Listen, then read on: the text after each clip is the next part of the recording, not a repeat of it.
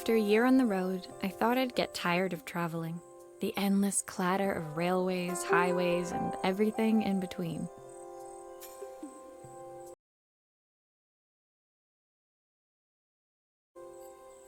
But as my train pulled into the station at Bellariva, I felt every bit as excited as the first day of my journey. A whole year. It felt like a lifetime. The places I'd seen, the people I'd met, of course, the forgotten treasures I'd given a new lease of life along the way.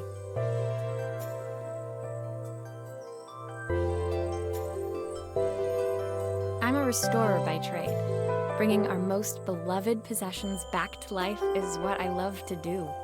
I'd been traveling for months, working my way from one town to the next, fixing everything from family heirlooms to VCRs. Bellariva was my chance to take a break. Unfortunately, that would have to wait until after I'd unpacked.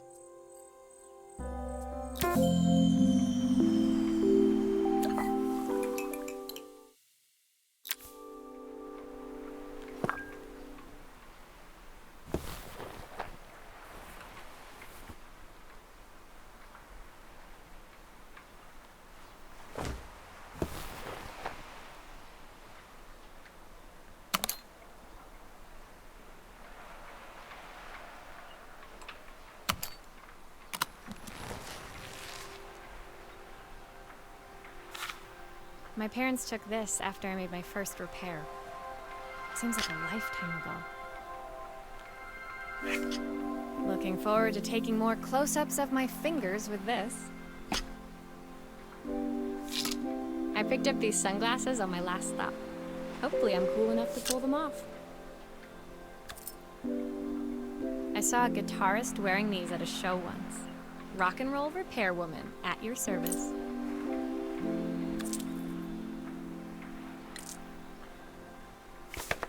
My passport. Not many blank pages left now.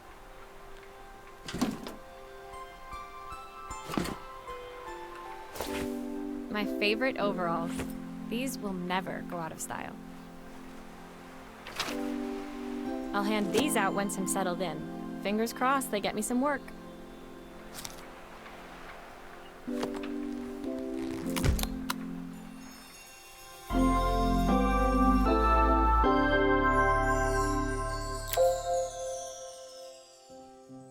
Finally, I'd made it to Bellariva.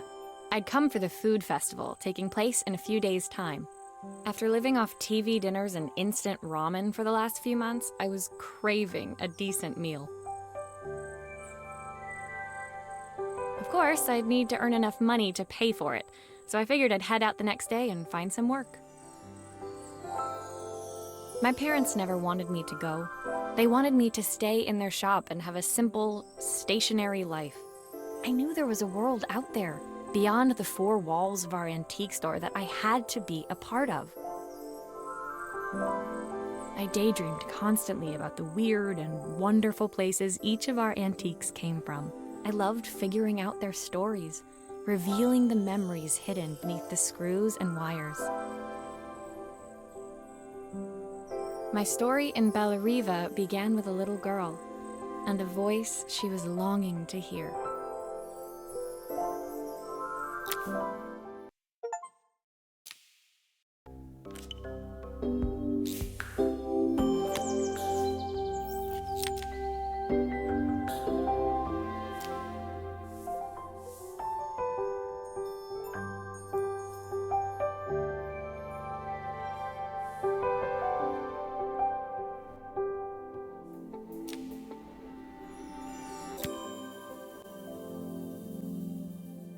It was my first morning in Bellariva, and I couldn't wait to leave my hotel and explore.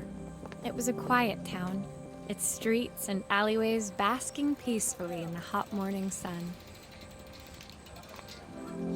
In the main square, meanwhile, preparations were underway for the festival in a few days' time. As I handed out my flyers, I wondered what the people of Bellariva would need me to fix. So far, everything here seemed perfect. I was starting to worry I'd made a mistake when I felt someone tapping me on the back. Hi, I'm Izzy. Do you know how to fix things? It was a little girl, maybe 7 years old, who must have gotten hold of one of my flyers.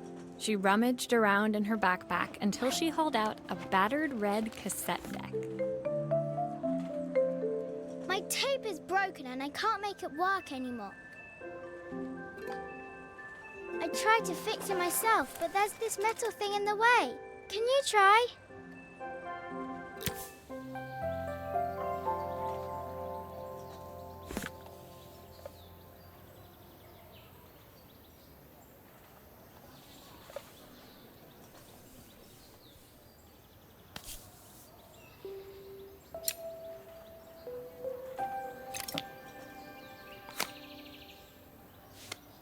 Aha!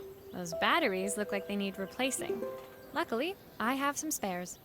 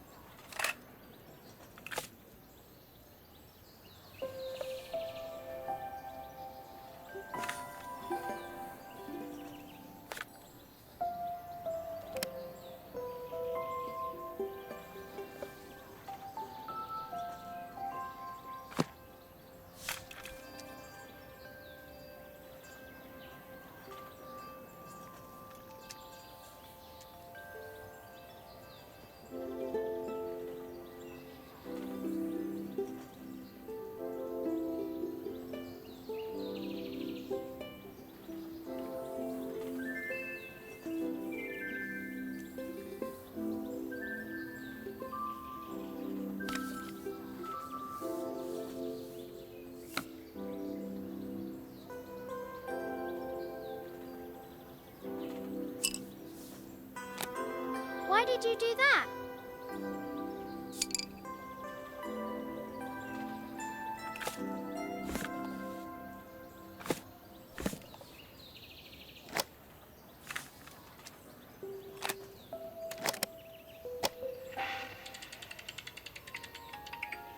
Will you dream a dream for me?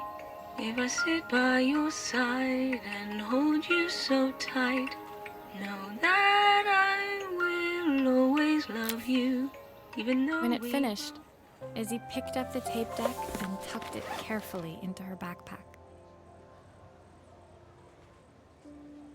Thanks, Maria. You're the best person at fixing things ever. No problem. Who was that singing? They're very good. It's my mum. She's not here anymore. Izzy trailed off. It was the kind of silence a cassette tape would never be enough to fill. When Izzy's friends called for her, she dug deep into her pockets, looking for something to pay me with. Eventually, she produced a grand total of a stick of gum, 3 mismatched buttons, and a yo-yo. I usually preferred a check, but Izzy looked so serious, I wrote out a full receipt. She seemed like a happy kid, but beneath it all, part of her life had been shattered. part I wouldn't be able to fix.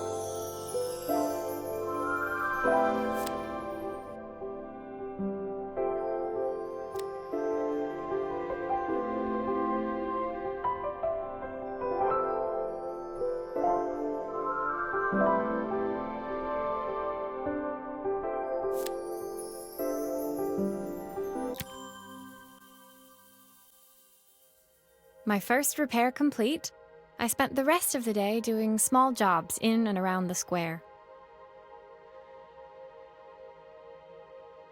I was exhausted when I got back to my hotel and found a message asking me to make one more visit. The address led me to a quaint little house, a stone's throw from the beach. Bathed in the evening light, it looked beautiful, in spite of its flaking paintwork and chipped tiles. The front door was opened by a harried-looking man, still dressed from a long day at the office. Are you Maria? My name's Joseph. I'm Isabel's father. I'm so sorry she bothered you this morning. Please, come in. I'd like to settle up properly. On the mantelpiece, I saw the remains of a broken statue. Without thinking, I picked up a fragment. Ah, my father's statue. What's left of it, at least. Yet another way I'd have disappointed him. It survived 100 years in this family. But 5 minutes with Isabel and... Do you think you can salvage it?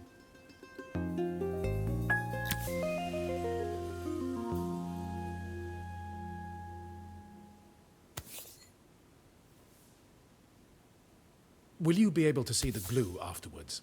I don't want people seeing the cracks.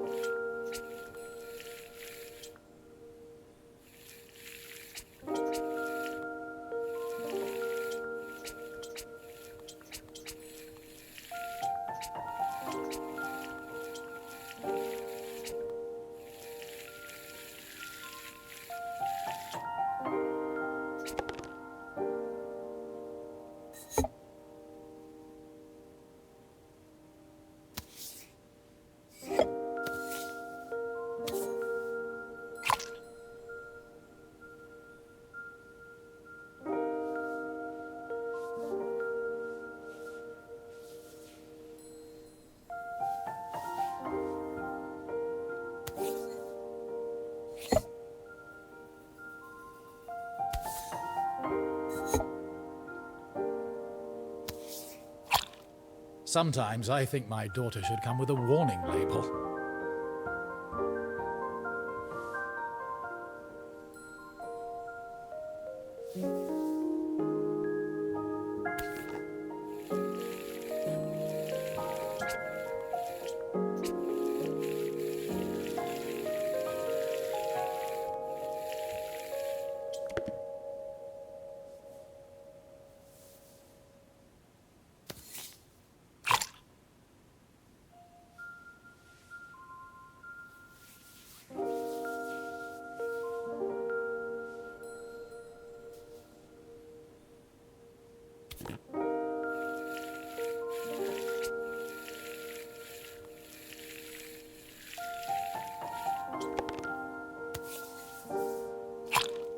Is this glue really strong enough to hold everything together?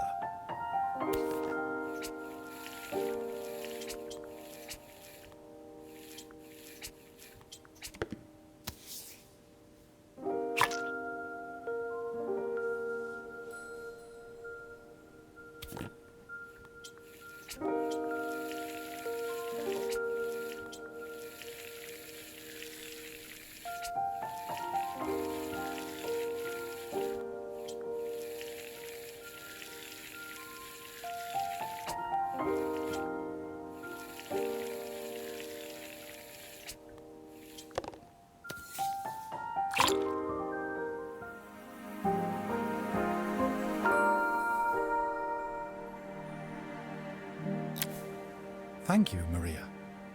It looks as perfect as it ever did. My father wanted me to make something of myself. He didn't have time for anything less. As Joseph put the statue back on the shelf, it nudged against the family portrait stood proudly next to it. So he was Bellariva's mayor. And that was Izzy's mom. They must both miss her so much. Sorry, I'm a little tired. I've been working late getting things sorted for the festival. There's only a few days to go. Looks like I'll be working late. Again? When I told my parents I wanted to leave, they always found an excuse to be busy, to avoid talking about it. I guess keeping themselves occupied was their way of pretending it wasn't happening. Joseph's work must have been taking up so much of his time. But maybe that was what he wanted. I just hoped he was finding enough time for Izzy, too.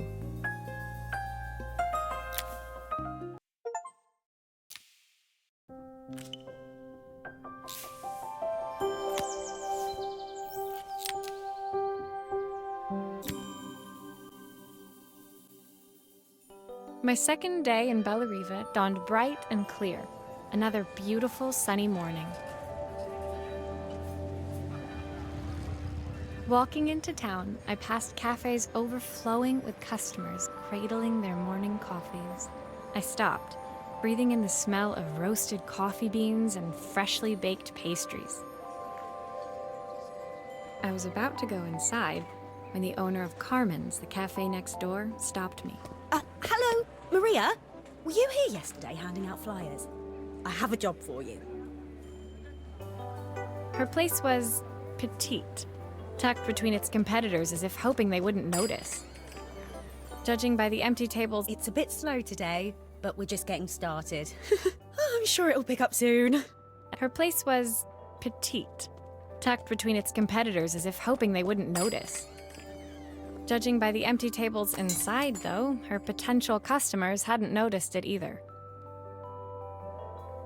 It's a bit slow today, but we're just getting started. I'm sure it'll pick up soon. As Carmen chatted, she walked over to the counter and returned with an old rotary phone. At least I've got plenty of time to practice my recipe for the festival. It's a new special I've been working on. I was hoping to call my sister for some, seasoning tips, but it won't connect. Can you see if you can figure out what's wrong?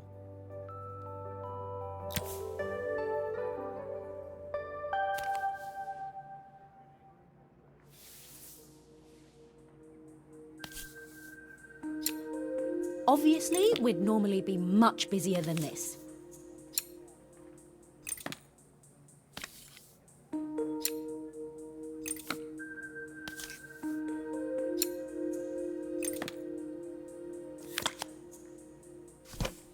You can fix it, can't you?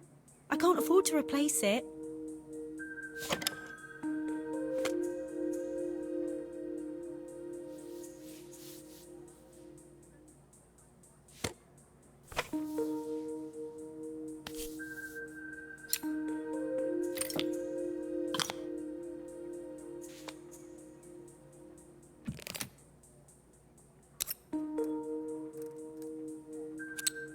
These connections aren't quite right. I should check the wiring.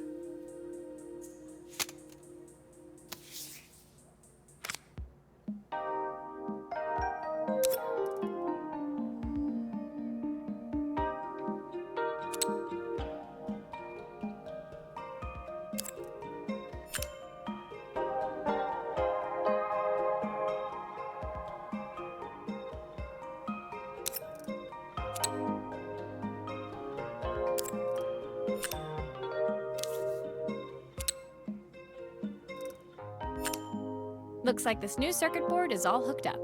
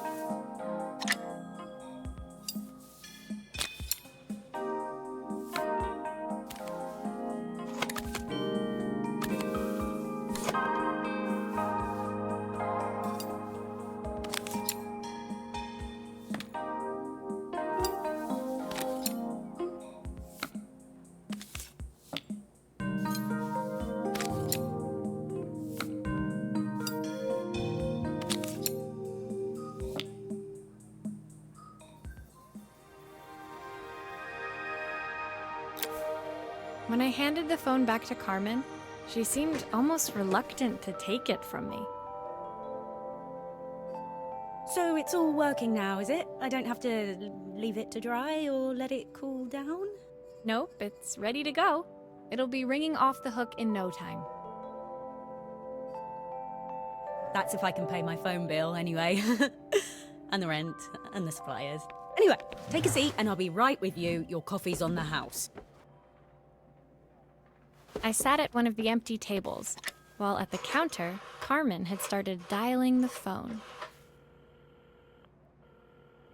Hello! How's my favourite sister doing today? As she talked, Carmen became more and more tense. This didn't seem like a call for some cooking advice. I know I still owe you from last time, but I can't afford to take part in the festival if I don't pay. I could almost feel the eye roll at the other end of the line. You don't need to be here, though. Can't you just put the check in the post? When the call ended, Carmen brought me my coffee, her hands trembling. Sorry about that. My sister's decided to fly in for a visit. Oh God, I have to get ready. Actually, I might have another job for you. Can you come by tomorrow?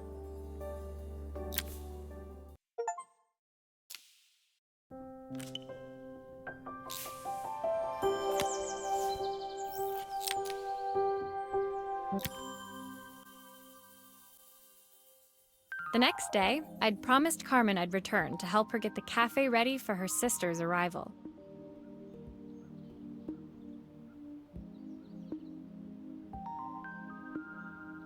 I was about to set out when I received an unexpected call from my hotel's reception desk. Apparently, another guest had asked for me by name. Curious, I took the creaking elevator up to the top floor and made my way to the room number they'd given.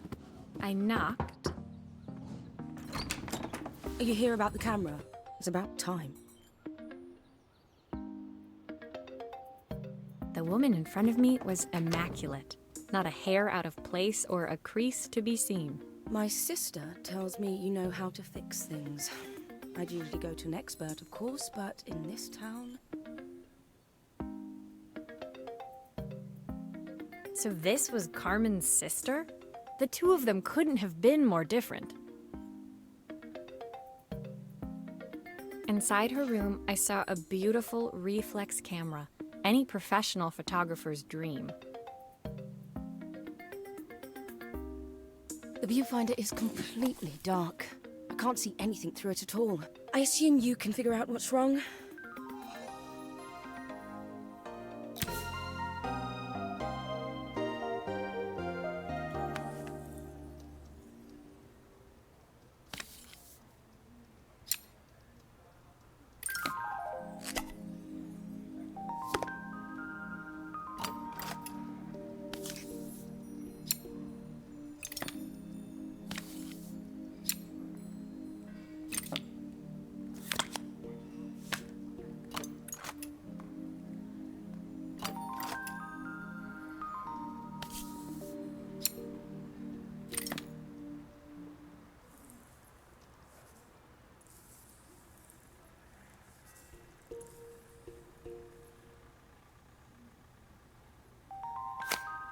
I don't suppose you've fixed anything this valuable before. If I used the screwdriver, I could adjust the angle of the mirror.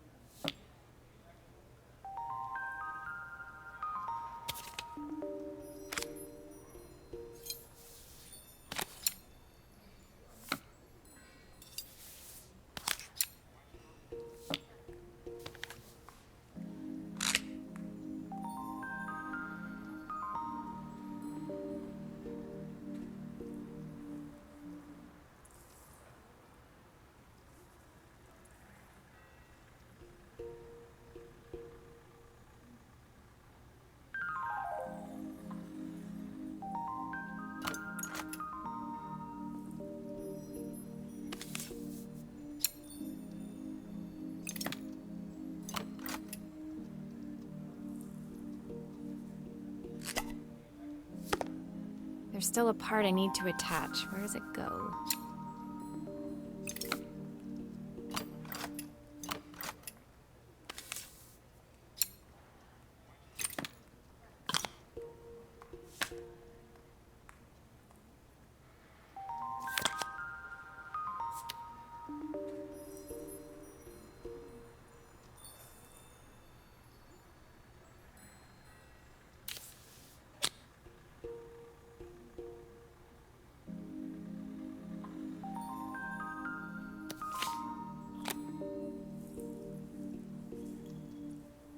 Looks like something is still missing.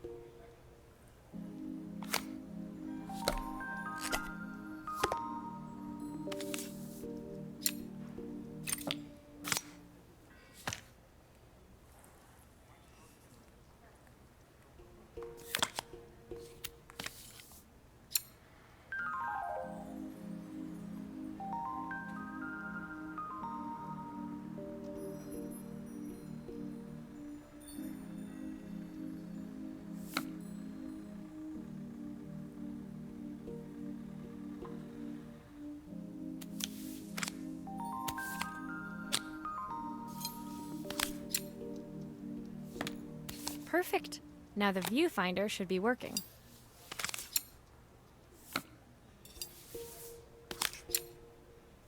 Still a few parts missing.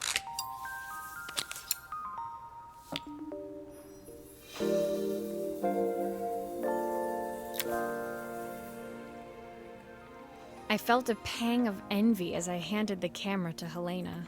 I put my disposable to shame. I picked it up on my first trip to Paris. It's a 1958 limited edition, the first of its kind. It cost me 3 months' salary, but it was worth it. I had no idea what 3 months' salary meant to Helena, but I was pretty sure it was more than I could afford. It was strange, really, that we were even staying in the same hotel. I'd picked this place because it was cheap and cheerful, but surely she could afford somewhere better? She took some test shots, fiddling with the camera settings until she was absolutely satisfied. This work is immaculate. At least there's one person in this town who knows what they're doing.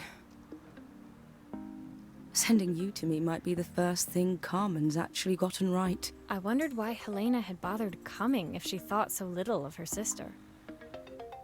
I hear nothing from her for weeks, and then when she finally does call me, all she wants is money. If she thinks I'm lending her another penny, she'll have to convince me it's not a total waste of time. That didn't sound good. If Hurricane Helena was about to hit, I hoped Carmen was ready.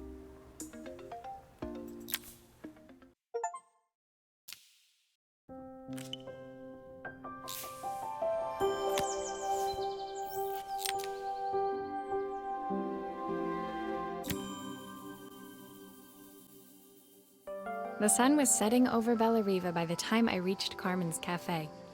From the outside, it looked as quiet as ever, but inside, I found Carmen cleaning like her life depended on it. Maria! Oh, don't mind all of this. If Helena finds one speck of dust in here, I'll never hear the end of it. Carmen seemed pleased to see me, but I sensed the fidgeting tension beneath each sweep of her mop. Trying to live up to the standards of someone like Helena seemed like an impossible task. I hope you didn't mind fixing the camera for her. She was furious when it broke. I really need this to go well. If she doesn't lend me the money, I don't know how long I can keep this place going. Carmen led me to a back room, where she'd laid out the components of what looked like a neon sign. I had this made when I first opened the cafe, but I'm hopeless with electronics. So there was supposed to be a sign outside. This might explain the lack of customers. I'd like to put it up before Helena gets here. Can you give it a try?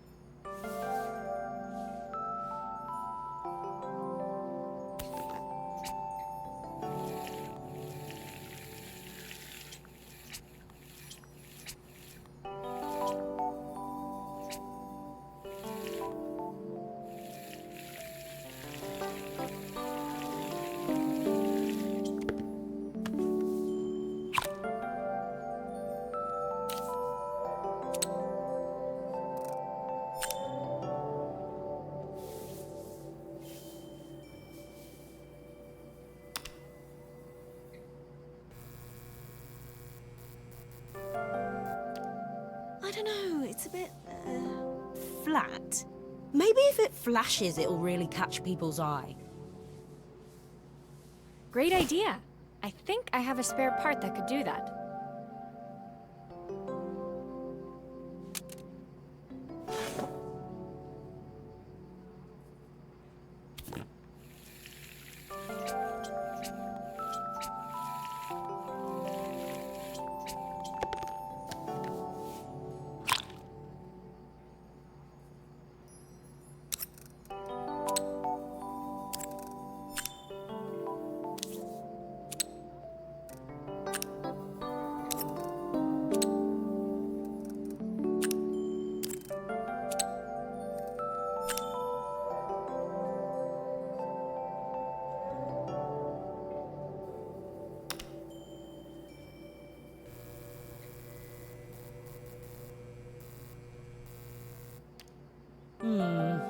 It still needs something else. Maybe we can add one of these.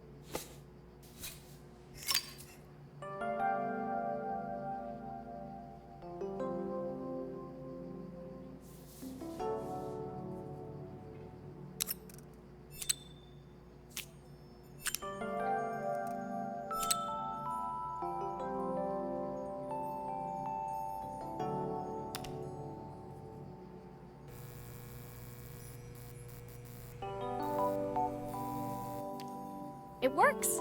I'll screw everything together again and you'll be set.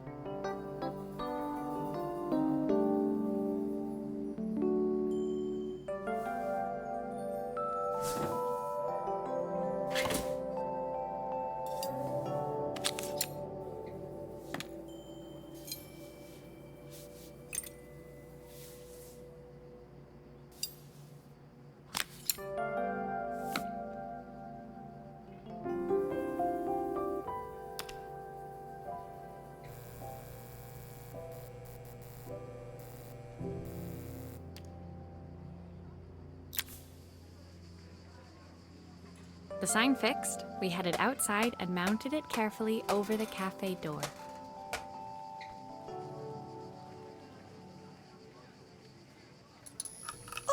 That's perfect, Maria. It looks just how I imagined it. When I had this sign made, it all seemed so simple. Oh, I can't believe I might have to give it all up. I hope I've done enough. The smile froze on her face as she spotted something over my shoulder. I turned to see. Of course, my sister owns the only cafe in this entire town that isn't actually open. For better or worse, Helena had arrived. Carmen opened her mouth to explain, but Helena swept indifferently past her. Finally pausing in the doorway, she turned back towards Carmen. The first thing we're doing is getting rid of that hideous sign.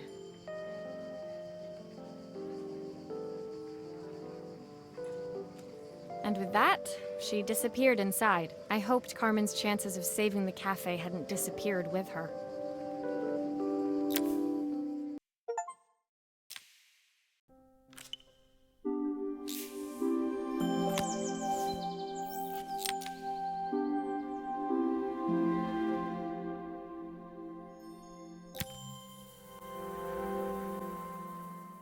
It was the day before the festival, and the whole town was busy getting ready. I had more work than I knew what to do with. When Joseph called with another job, I was craving the cool quiet of his and Izzy's seafront house. I'd barely reached their front door when I heard someone calling me. Psst. Maria, I need your help. Quickly, it's top secret. It was Izzy, peeking out from the side of the house. She beckoned for me to follow her. She led me through to a beautiful, unruly garden overflowing with flowers of every color. Nestled among them was a playhouse, its doorway almost completely obscured by a towering rose bush. You have to squeeze past it and breathe in real small, like this. Izzy took in a big gulp of air and crawled through the gap and into the playhouse. I hadn't planned on crawling in the dirt today, but the life of a repairwoman never did run smooth. On the table inside, there was an electronic toy. Not exactly the usual stock in my parents' antique shop. I had an accident. I didn't do it on purpose or anything, but it won't turn on anymore. Can you fix it for me?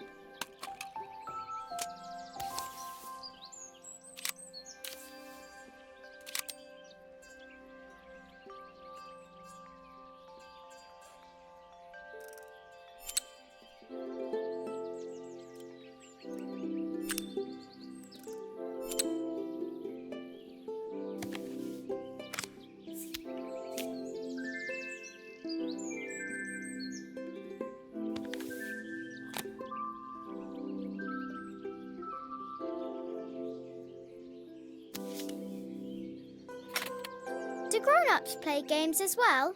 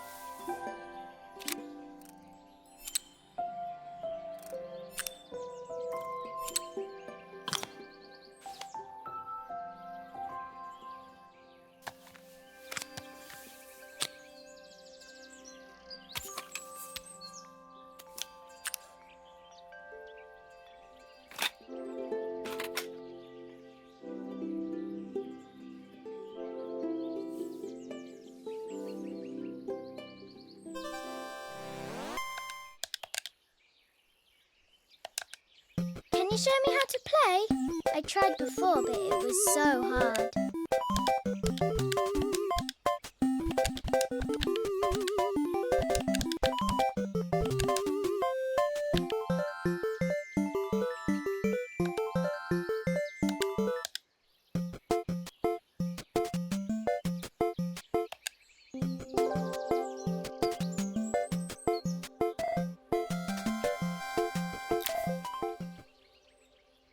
Her toy fixed, I watched Izzy retreat into its screen, taking refuge in a 3-inch world of her own. Well, I'd better head inside. Your dad is waiting for me. Please don't tell him about the game. He'll think I broke it on purpose. Why would he think that? Because, well, I kind of dropped it really hard at the wall. Izzy looked down, scuffing her shoes on the worn floor of the playhouse. My dad said I had to go to this stupid festival tomorrow and put on a stupid dress, and I don't want to. All he cares about is working. He never wants to see me unless it's for his job. I'm not going. He can't make me. With that, Izzy dove back through the rosebush and disappeared into the wilds of the garden. She was so young. She couldn't be expected to see that her dad was struggling too. It made me think, had I really tried hard enough to understand my parents' point of view? I was so focused on the adventures ahead of me. Maybe I didn't care enough about leaving them behind.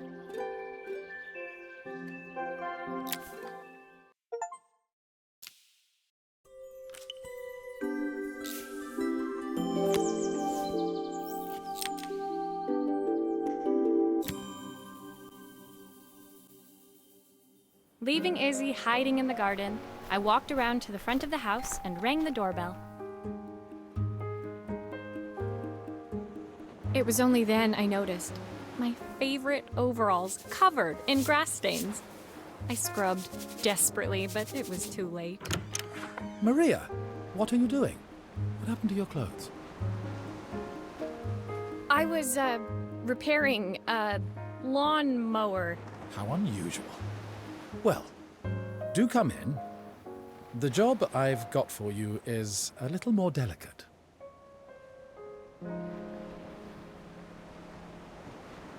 Totally embarrassed, I walked into an orderly room filled with papers and ledgers. So this was his office. You must be so busy getting ready for the festival. Are you looking forward to it? Of course. It's traditional for the mayor to judge food from every cafe and restaurant in town. I'll be declaring the best chef in Bellariva by this time tomorrow. Speaking of which... He unclipped the watch from his wrist and very carefully handed it to me. I'll have a tight schedule to follow, but my watch stopped working a while ago. Could you see if you can make it tick again?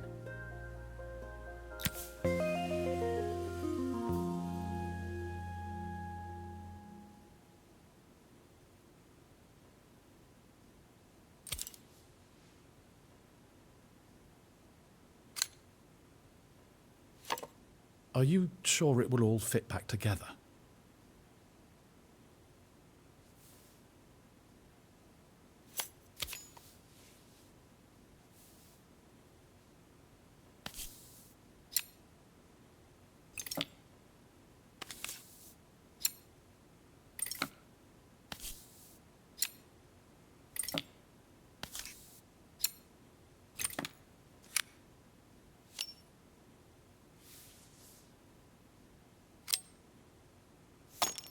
Ah, the main plate has completely cracked. I'll need to replace it. The cogs look good, though. If I'm careful, I can reuse those.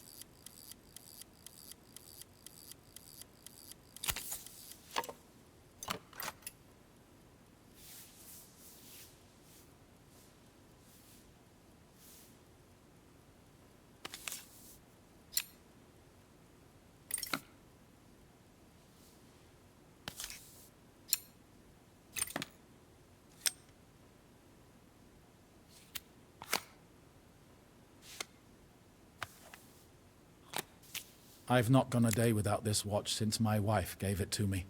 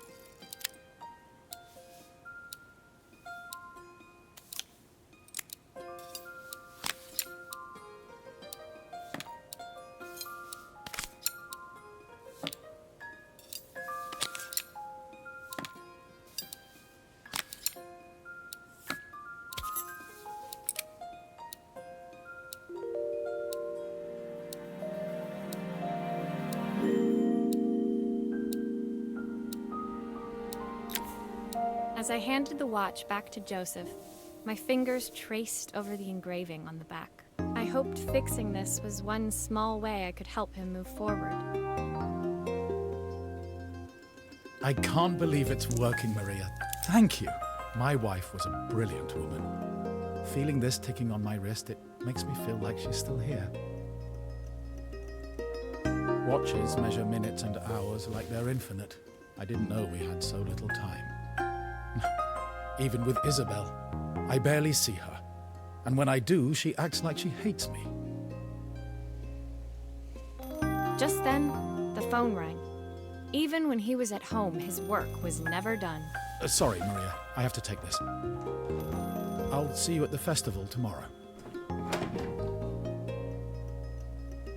As I left, I turned and saw him pacing the floor of his office, his watch glinting in the afternoon sun. I hoped its quiet ticking would at least bring him some peace during the busy days to come.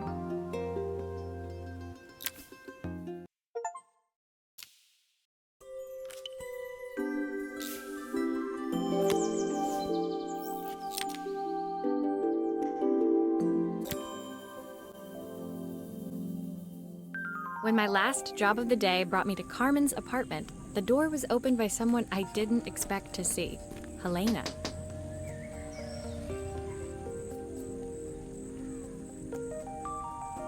Sorry for inflicting this mess on you. Carmen's never seen a knick-knack she doesn't want to buy, apparently. Carmen's apartment was a little chaotic, but totally charming.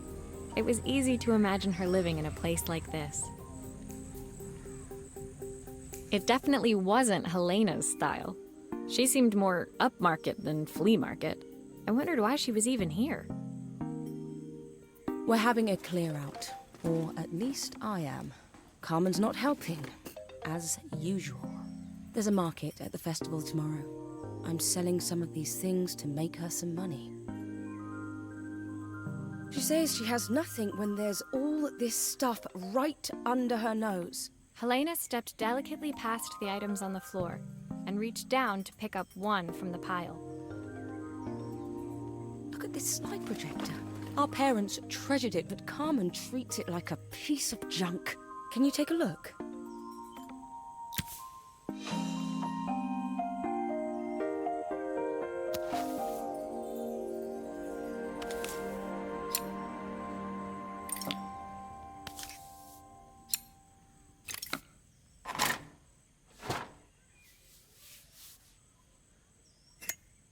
That light bulb is completely smashed.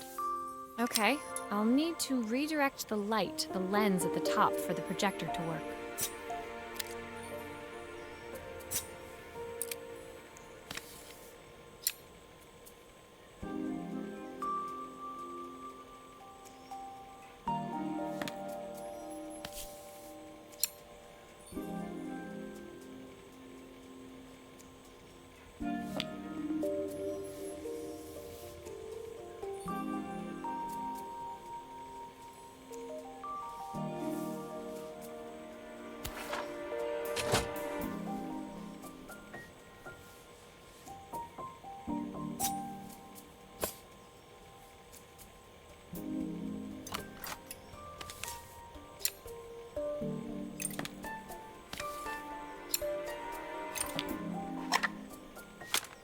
Oh, typical. Carmen's even managed to get a slide stuck in here.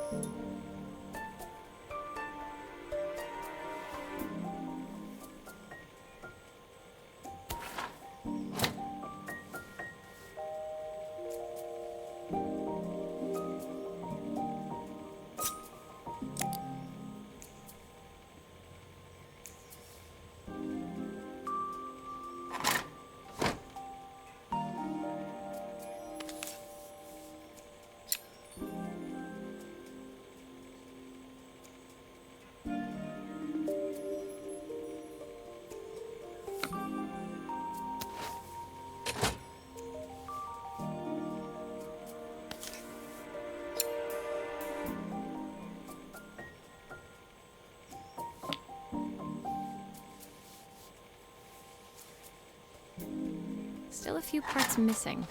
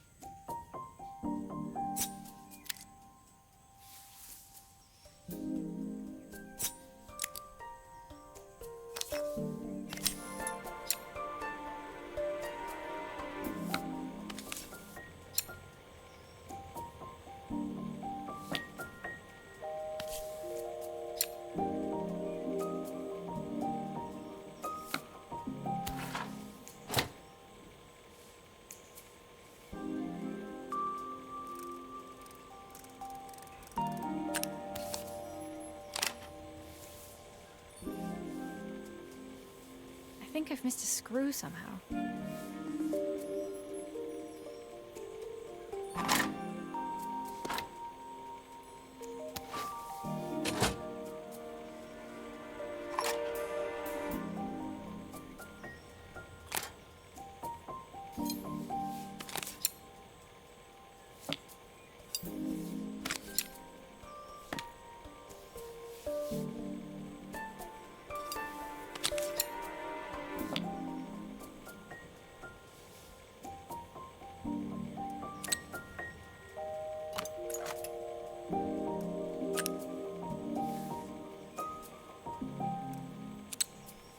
Those screws still need to be put back.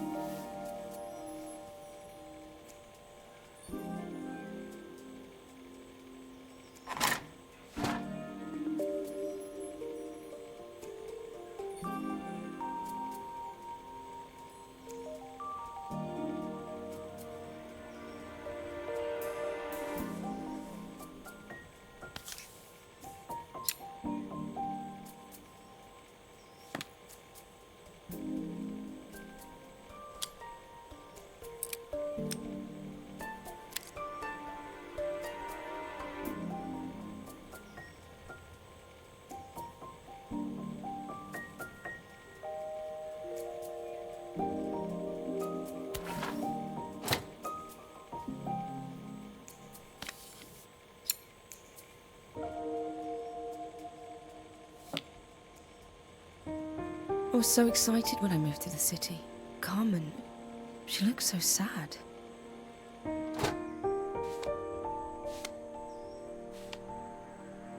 Here's the clicker you'll need to attach. God knows how Carmen broke that as well.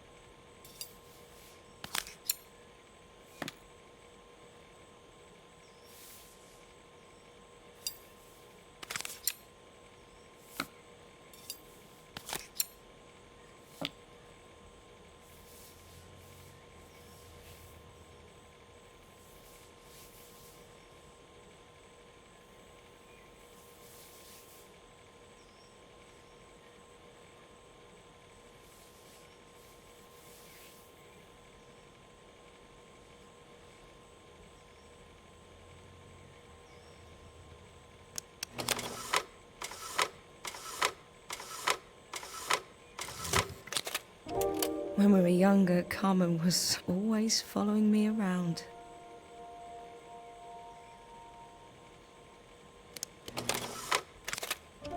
I suppose she looked up to me. A cool older sister.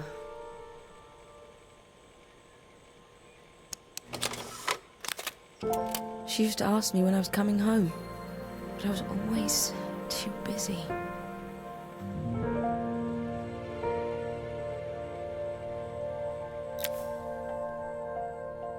Helena was transfixed, staring at the two young sisters the projector had brought glaringly into focus.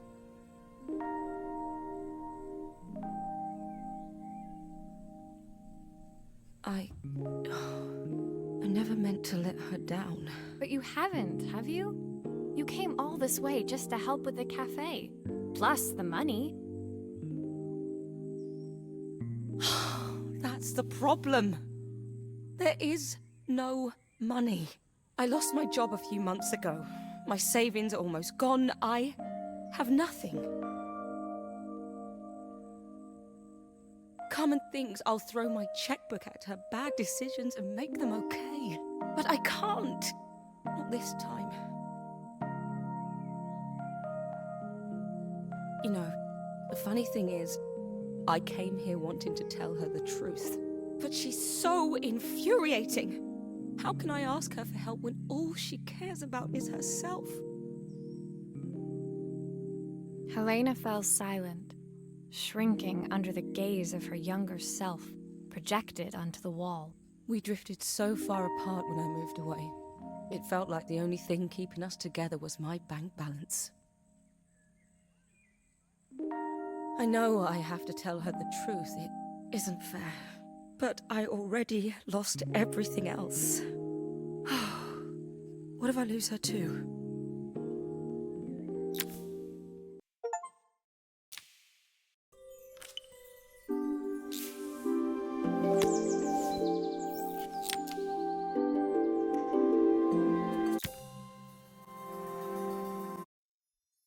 The day of the festival finally came, and after all my hard work, I was ready to put down my tools and pick up a fork.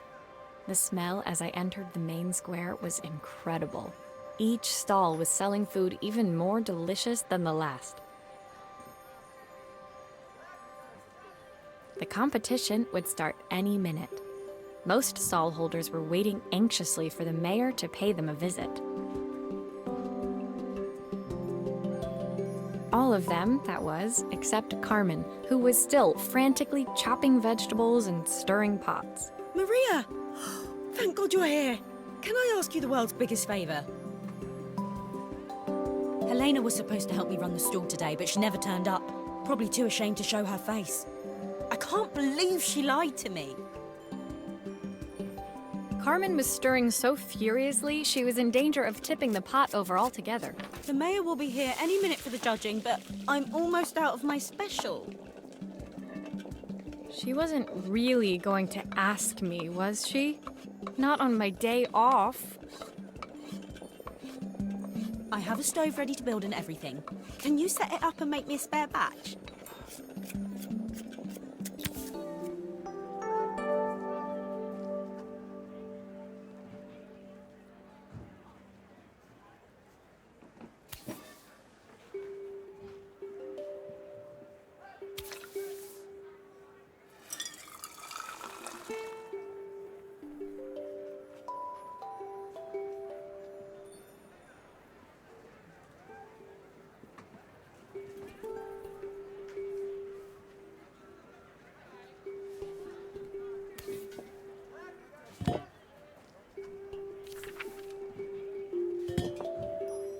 Oh, her recipe is a bit smudged. Never mind, I'm sure whatever I put in will be fine.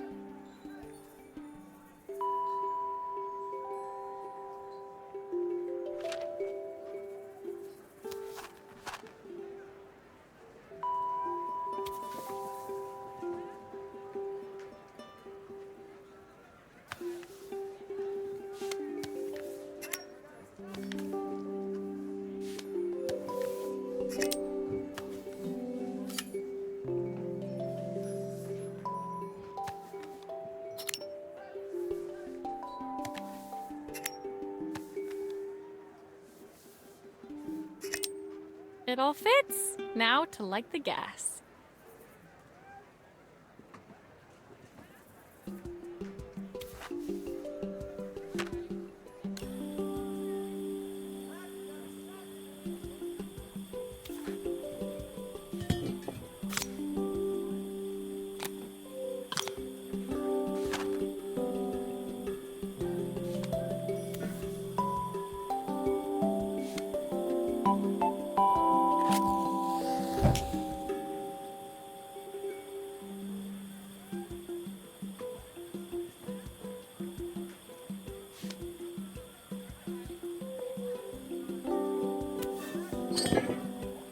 I think that pot is really boiling now. Smells great if I say so myself. Here are the ingredients that Carmen's given me. What to add first?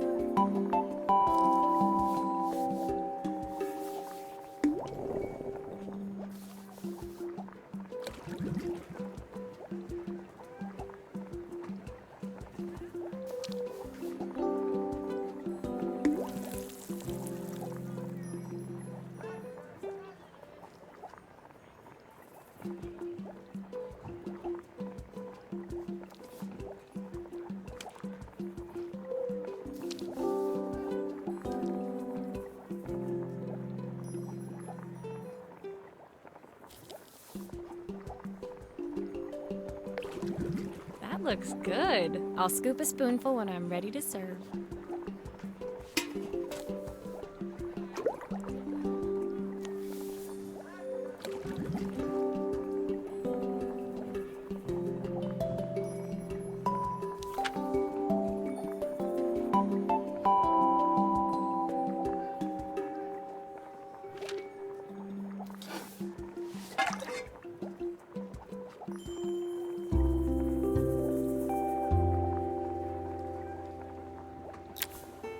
My part done, Carmen took over and added the finishing touches.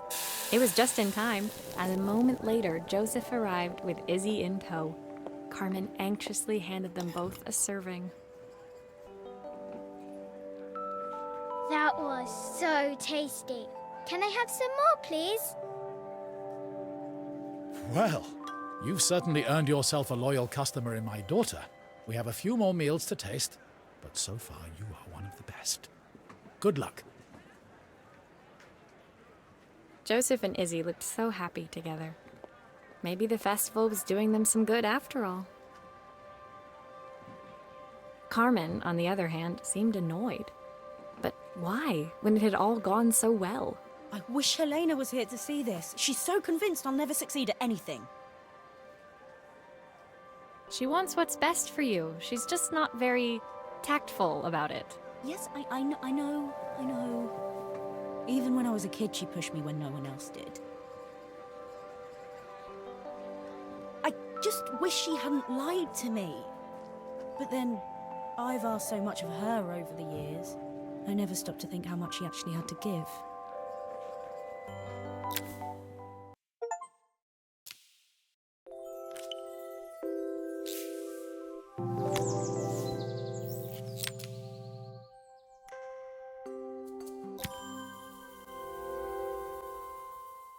The festival finished.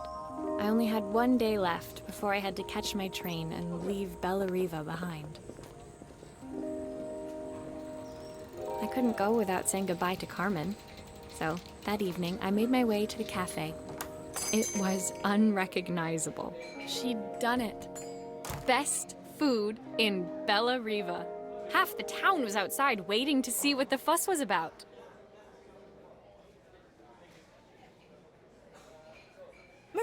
Maria! My favorite sous chef. Come on through. It was Carmen, acting every inch the successful cafe owner she deserved to be. Even Helena was there, serving the coffees. This was the last place I expected to see her after yesterday's drama. Carmen led me through to a balcony upstairs, where she brought out an old record player. I found out where Helena was on the day of the festival. She was selling her camera to clear the cafe's debts. But then she didn't have much left for herself. So, I've asked her to come and stay with me for a while. We have a lot of catching up to do. I wanted to give her this, to cheer her up. We listened to it all the time when we were kids. Do you think it has one last tune in it?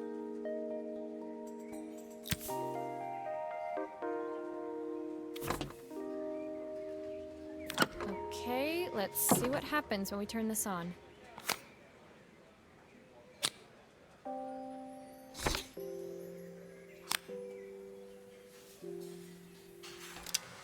The speaker isn't connected properly. I should check the wiring. The speaker isn't connected properly. I should check the wiring.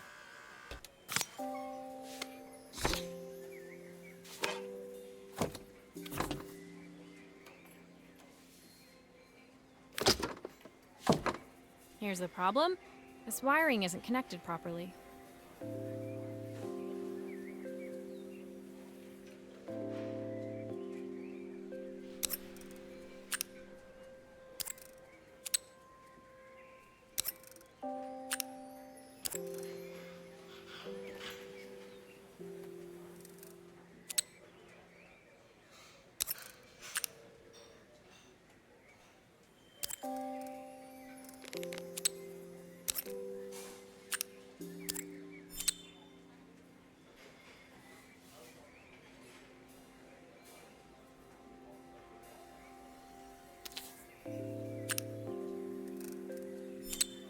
If I turn the volume up, I should be able to hear it now.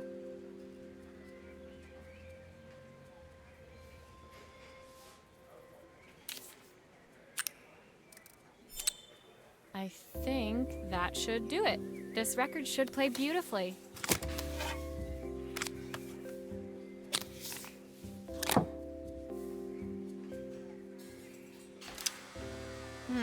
It's spinning the wrong way. How can I get it to play in the right direction? It must be to do with the motor. Let's see if one of these spares can turn things around.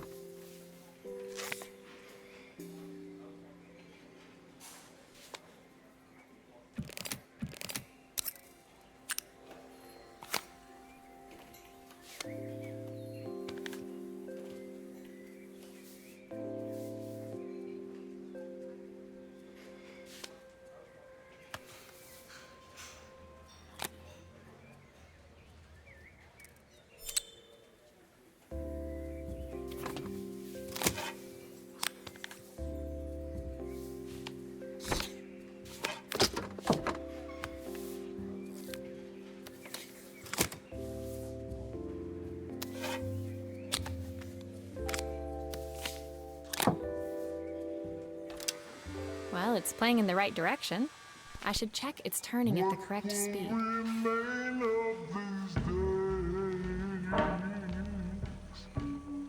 Sweetest words I've ever heard.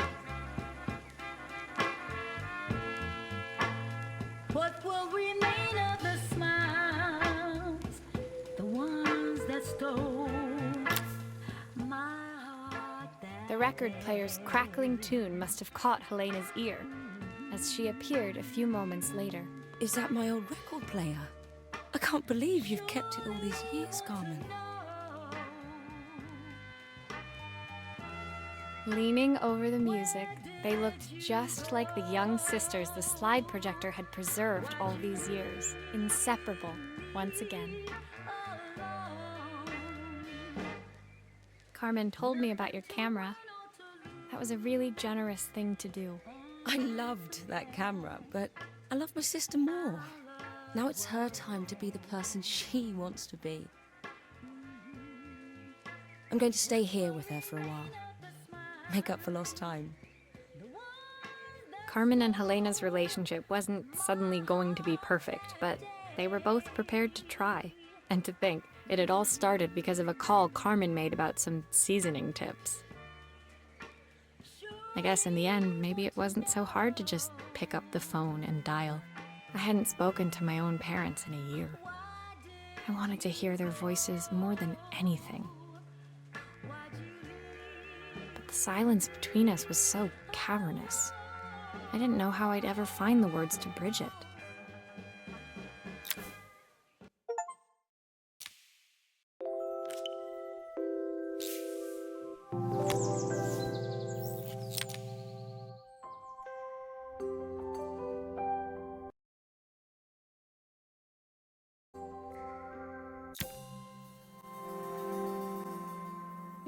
My final morning in Bellariva, I received one last call out to Joseph and Izzy's house.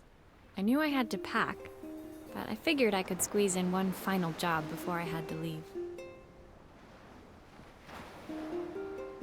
When I arrived, I found Joseph tidying up his wilderness of a garden. The playhouse was already cleared. Inside, I could see Izzy happily testing out her screwdriving skills on the back of her cassette deck. You've made quite the impression. Izzy, tells me she's going to be a repairwoman like Maria. I'm sure she could be anything she wanted if she put her mind to it. She could. She's a brilliant child. Spending the day with her at the festival, I haven't had so much fun in ages. I wanted to give her something before she starts to forget. Inside, the house was transformed, flooded with light and the sounds of the garden. It felt alive again. This would be my last repair in Bellariva, but it felt like it was the house that had really been restored. It's a music box. It used to play beautifully, but now when I wind it up, nothing happens. I'd love for Izzy to hear it sing again. Can you help?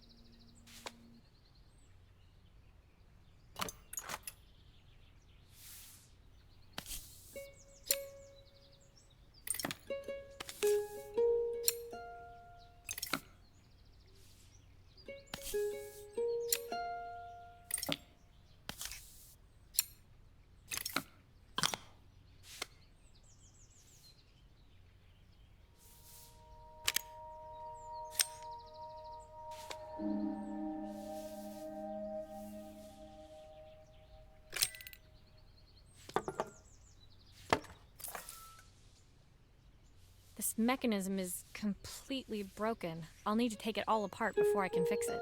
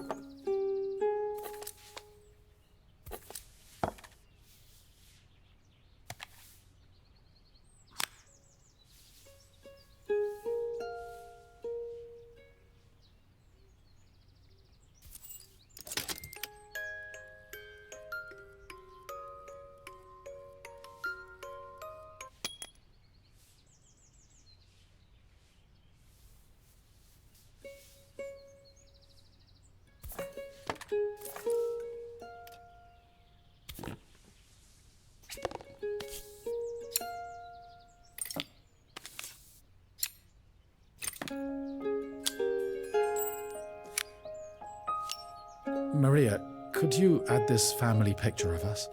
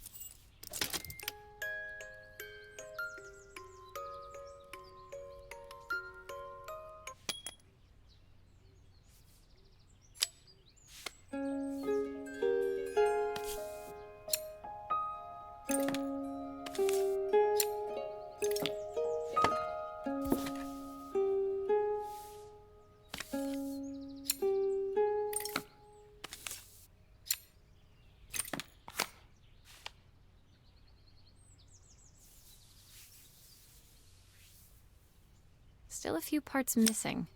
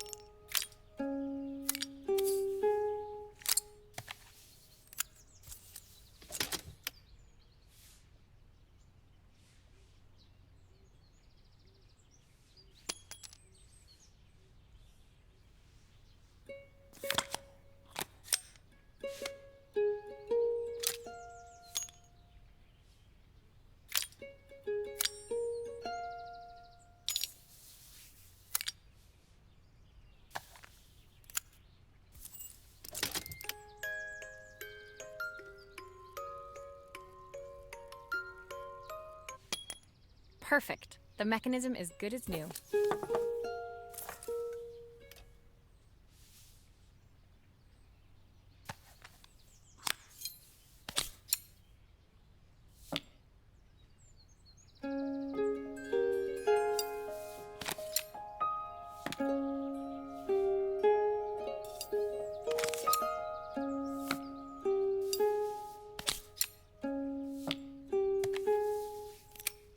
I think that's everything back together again. My wife used to sing this song to Izzy each night before bed, but I always worked too late to join them. Will you dream a dream for me if I sit by your side and hold you so tight? Know that I will always love you, even though we both know that we must say goodnight.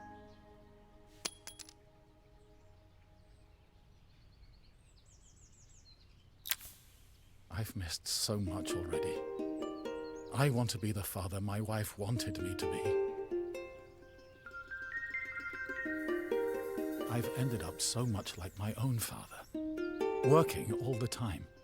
Izzy needs me more than that, especially now it's just the two of us. My daughter comes first. Well, until she gets bored of her stuffy old dad anyway. I'll never ever get bored of you, Dad. Izzy came running into the room where Joseph scooped her up and onto his shoulders. She gazed at the music box, her eyes shining. I'd never seen her look so happy. Thank you, Maria, for everything. The things you fixed for me. I'm so glad to have them back. Joseph was a good father, and I could tell he was determined to be an even better one.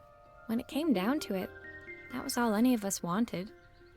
A second chance to make something right. My time in Bellariva was almost over, but before I left, I knew there was something of my own I needed to fix.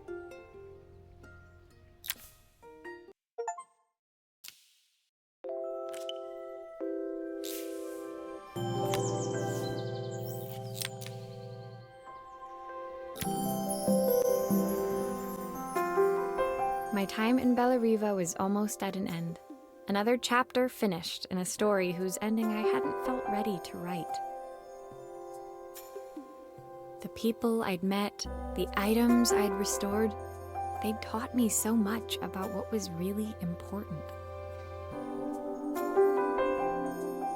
Pulling out my suitcase from beneath the bed, I remembered the day I stole it from my parents' shop, the day I left. Afterwards, I was too ashamed to call them, to apologize. It was a guilt I'd been carrying around every day since. As I packed, I knew that it was up to me to find a way to lighten the load.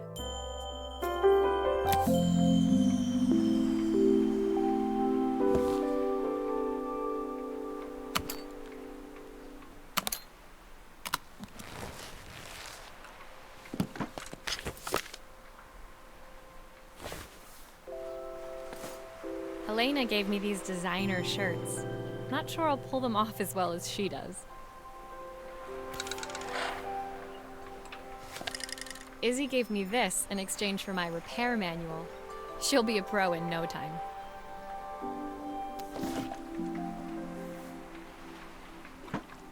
The recipe for Carmen's special. I'm under strict instructions to guard it with my life.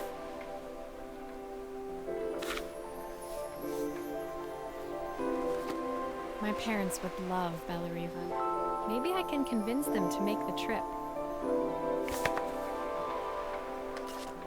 My train ticket. I can't believe it's time to leave Bellariva behind.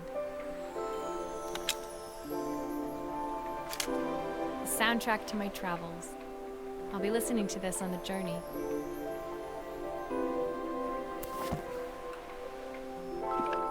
Joseph's idea of light reading for the train. It does look thorough.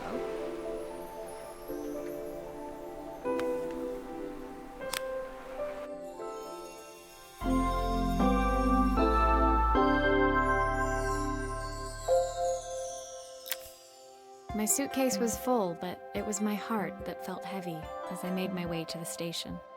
I was sorry to be leaving Bellariva behind, but I hoped that, in my own small way, I'd made a difference.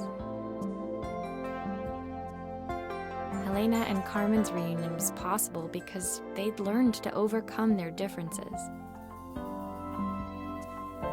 Joseph had realized he shouldn't let his grief or his work get in the way of his relationship with Izzy.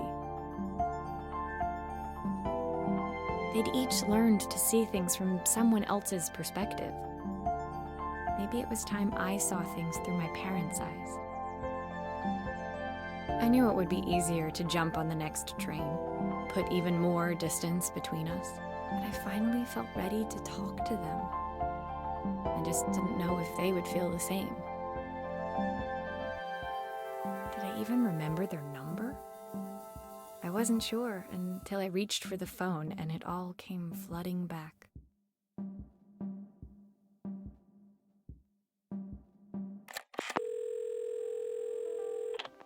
Mom? Dad? Maria? Is that you?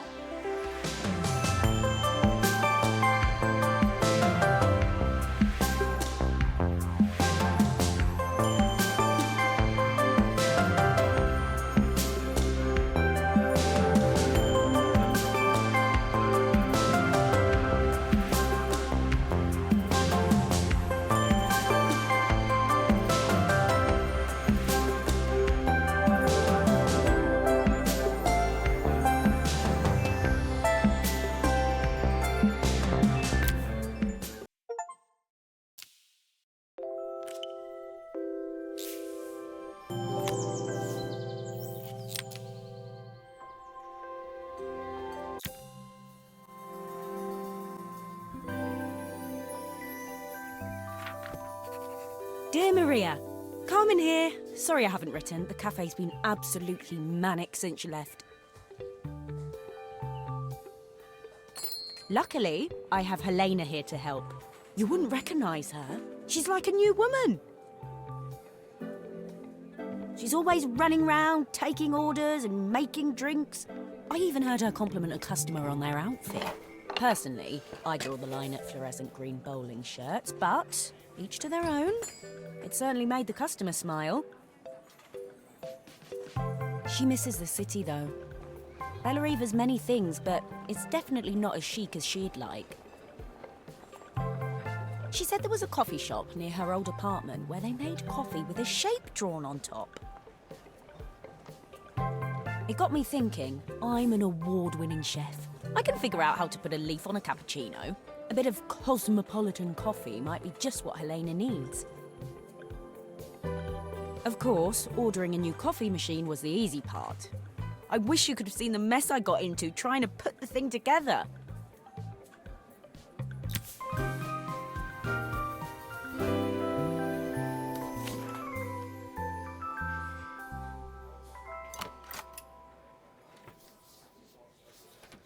I saw Maria use her screwdriver a million times. Taking this apart will be easy.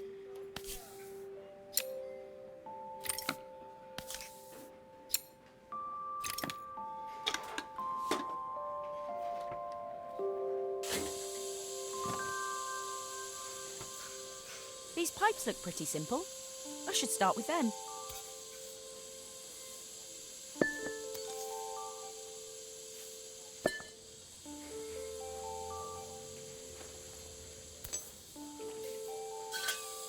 I'll need to connect all the pipes correctly to stop the steam pouring out.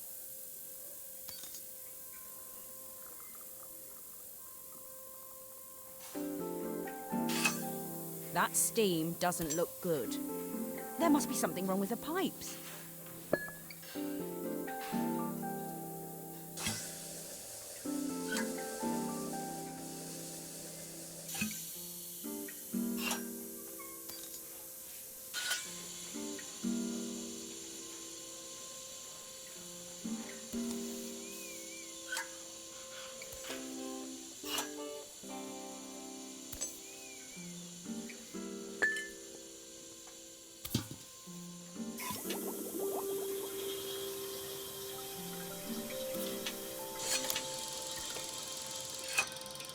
Finally, no more steam.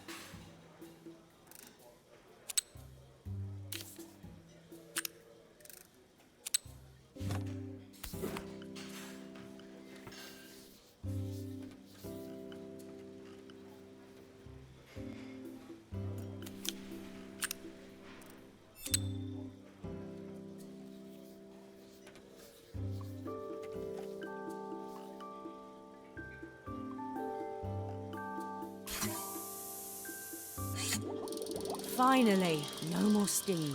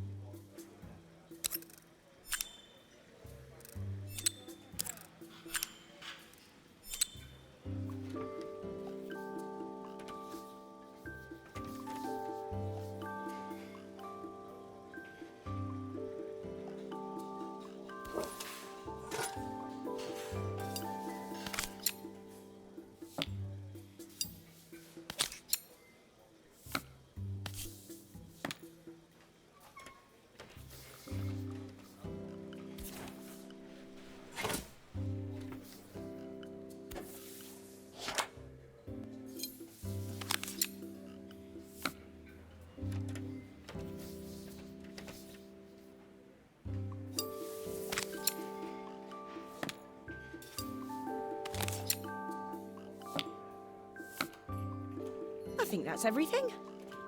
Better test the buttons, just to make sure.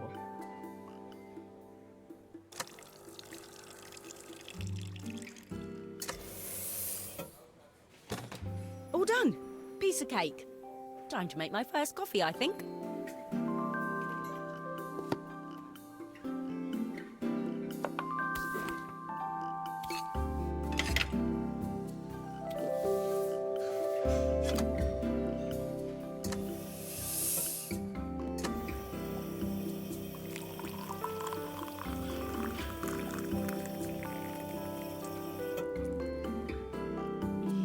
Smells delicious. Now to make it look magical.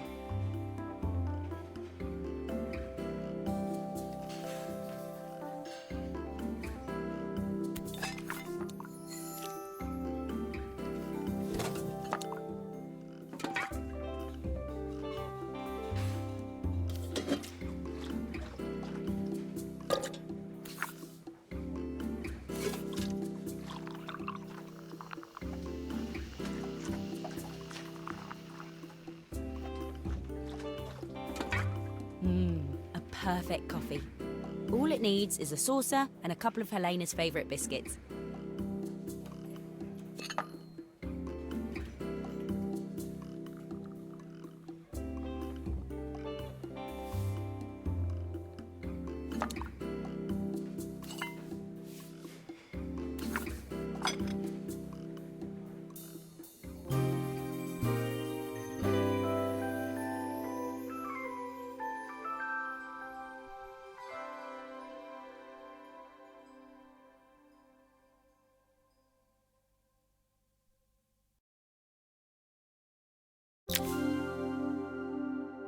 I was feeling more has-been than coffee queen by the time I'd made a drink fit for human consumption. It looked a bit, postmodern, but knowing Helena's refined tastes, I hoped she'd think it was intentional. Always the connoisseur, she didn't even bother to look at it at first. She was so busy wafting it under her nose. Steamed up her glasses, of course. How was she going to see my work of art through an eye full of fog? When she finally spotted it, though, she was totally impressed. I'll admit, she spent several minutes trying to figure out exactly what it was I'd drawn. She decided it was probably a horse. Well, what she doesn't know won't hurt her. She was impressed enough to ask for another one. I guess I'll need to get some practice in. The whole thing was such hard work, Maria. I never realised how difficult it was, all that mechanical stuff. It made me realise how much I have to thank you for, so I wanted to say that now. Better latte than never. Hoping you're well. Your friend.